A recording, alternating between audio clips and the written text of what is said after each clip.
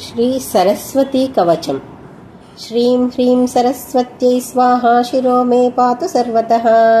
श्रीं वाग्देवतायै स्वाहा फालं मे सर्वदावतु। ॐ ह्रीं सरस्वत्यै स्वाहेति श्रोत्रे पातु निरन्तरम्। ॐ श्रीं ह्रीं भगवत्यै सरस्वत्यै स्वाहा नेत्रयुग्मं सदावतु। ऐं ह्रीं वाग्वादिन्यै स्वाहा नासां मे सर्वदावतु। ॐ ह्रीं विद्याधिष्ठातृदेव्यै स्वाहा चोष्टं सदावतु। ॐ श्रीं ह्रीं ब्राह्म्यै स्वाहेति दन्तपङ्क्तिं सदावतु। ऐमित्येकाक्षरो मन्त्रो मम कण्ठं सदावतु। ॐ श्रीं ह्रीं पातु मे ग्रीवां स्कन्दौ मे श्रीं सदावतु। ॐ ह्रीं विद्याधिष्ठातृदेव्यै स्वाहा वक्षः सदावतु। ॐ ह्रीं विद्याधिस्वरूपायै स्वाहा मे पातु नाभिकाम्। ॐ ह्रीं क्लीं वाण्यै स्वाहेति मम हस्तौ सदावतु। ॐ सर्ववर्णात्मिकायै स्वाहा पादयुग्मं सदावतु। ॐ वागधिष्ठातृदेव्यै स्वाहा सर्वं सदावतु।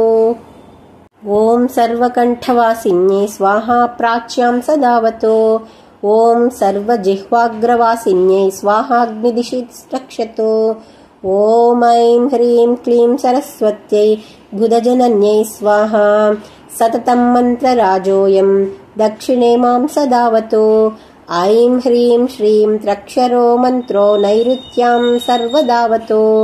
ॐ ऐं जिह्वाग्रवासिन्यै स्वाहा मां वारुणेवतु।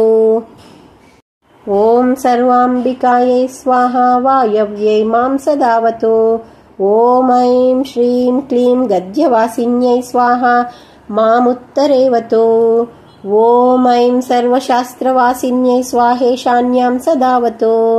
ॐ ह्रीं सर्वपूजितायै स्वाहा चोर्ध्वं सदावतु।